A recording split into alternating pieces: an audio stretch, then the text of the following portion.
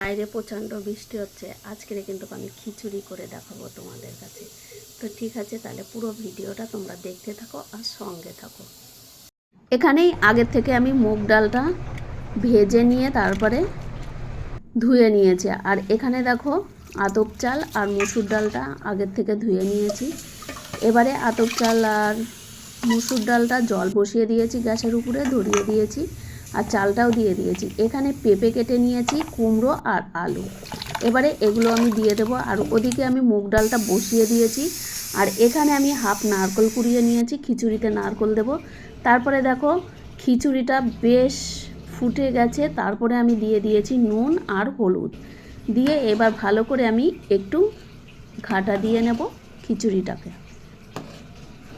একটু শর্টকাটে দেখিয়ে দিলাম তোমাদের কাছে।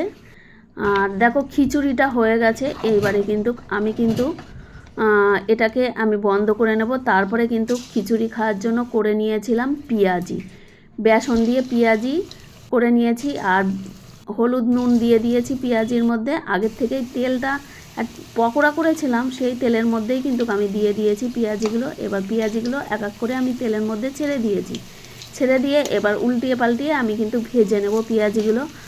আর খিচুড়িতে পেঁয়াজি হোক কিংবা বেগুনি হোক, পাঁপড় হোক, খেতে কিন্তু সত্যি দুর্দান্ত লাগে। ওদিকে কিন্তু খিচুড়িটা রেডি করে নিয়েছি। এবারে ফোড়নে দেব।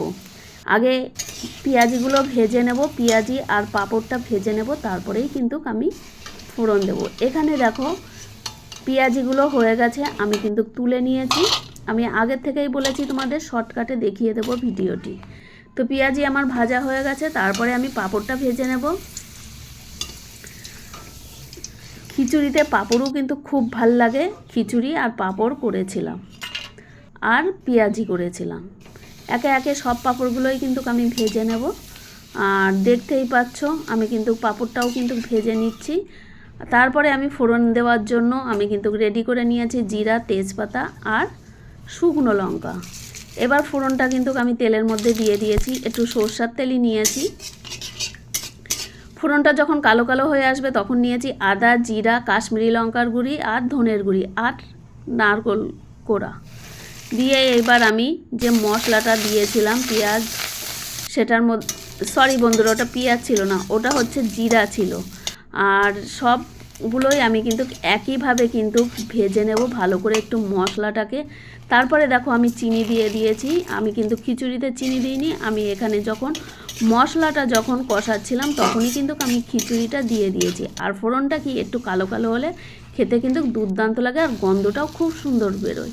তারপরে কিন্তু আমি খিচুড়ির মধ্যে দিয়ে দিলাম। আর এরকম খিচুড়ি কে কে খাও অবশ্যই কমেন্ট করে জানাবে বৃষ্টির দিনে। যাই হোক, আমাদের কাছে ইলিশ মাছটা ছিল না, ইলিশ মাছটা থাকলে আরও বেশি ভালো হতো। তারপরে আমি ধনে, জিরে গুঁড়ি আর লঙ্কা দিয়ে দিয়েছি। এখানে একসঙ্গে আগের থেকেই আমি গুঁড়ো করে রেখেছিলাম, গুঁড়োটা আর দেখাতে পারিনি। তারপরে দিয়ে দিয়েছি 1 চামচ ঘি, 1 চামচ না 2 চামচ দিয়েছি। ভিডিওতে তোমাদেরকে 1 চামচই দেখিয়ে দিয়েছি। তো আজকের ভিডিওটা এতটাই আছে। তো এইবারে আমি একটা থালায় সাজিয়ে নেব। তো তোমরা সঙ্গেও থাকো আর দেখতে থাকো। তারপরে দেখো এই যে পেঁয়াজি আর পাঁপড়টা আমি ভেজে নিয়েছি, সবগুলোই দেখতেই তো পেলে।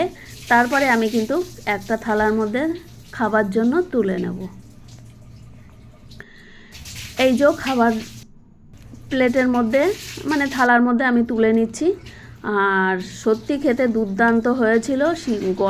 মানে বর্ষার দিনে এরকম খেতে দুর্দান্ত লাগে। যদি আমার কোনো ভুল ত্রুটি হয়ে থাকে অবশ্যই ক্ষমা করে দেবে।